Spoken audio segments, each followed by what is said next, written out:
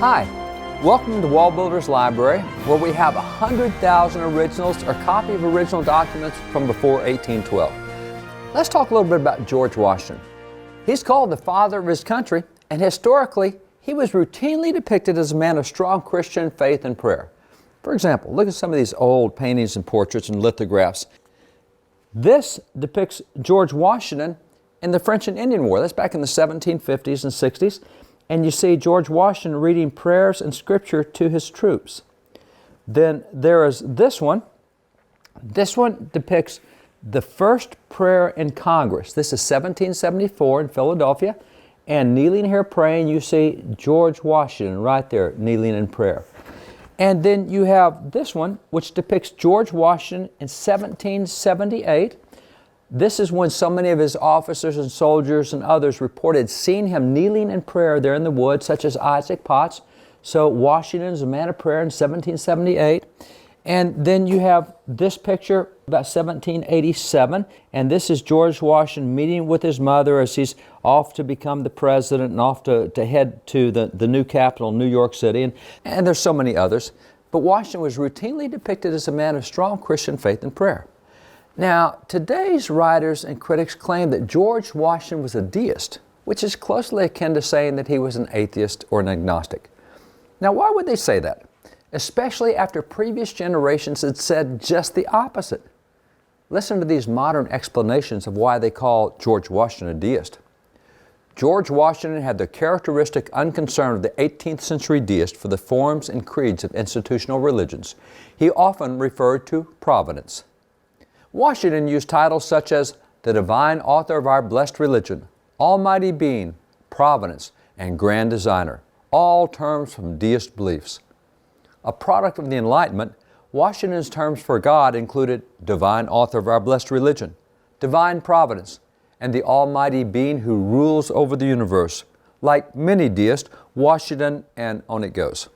So because George Washington used terms such as providence and divine providence, terms that granted are rarely used by Christians today, but because he used those terms, modern academics and critics routinely conclude that he must have been a deist. But consider the historical ridiculousness of such a claim. You see this painting of the Pilgrims? Now, the original is 14 feet high and it's 20 feet wide, and it hangs in the rotunda of the U.S. Capitol. You see the Pilgrims gathered around a Bible, this Bible. Oh, this Bible. This is the Geneva Bible. It's the first Bible taken to America, and it was the favorite of the New England colonists. Now, significantly, Bibles today rarely use the term providence, but this Bible uses the word providence over 140 times.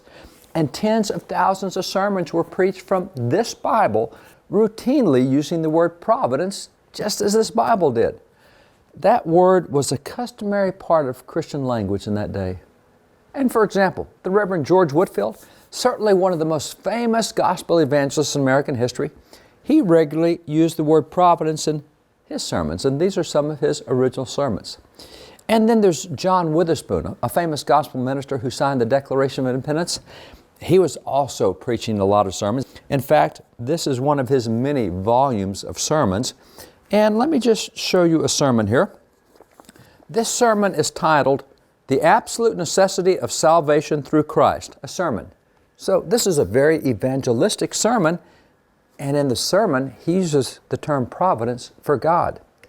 Here's another of his very famous sermons. As a matter of fact, the title of this sermon says, The Dominion of Providence Over the Passions of Men. Again, the word providence he used for God. So does this mean that famous gospel ministers such as George Whitefield and John Witherspoon, now they used the word providence, does this mean that they were deists and not Christians? Of course not. Now, while many Bible translations today no longer use the word providence, for almost 3 centuries that word retained a strong place in biblical language. So contrary to modern claims, the word providence is not an indicator of deism. George Washington simply used the language of early Bibles and the most famous gospel ministers of the day.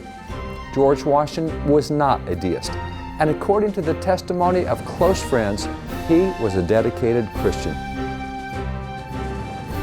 For more information, you can go to www.wallbuilders.com.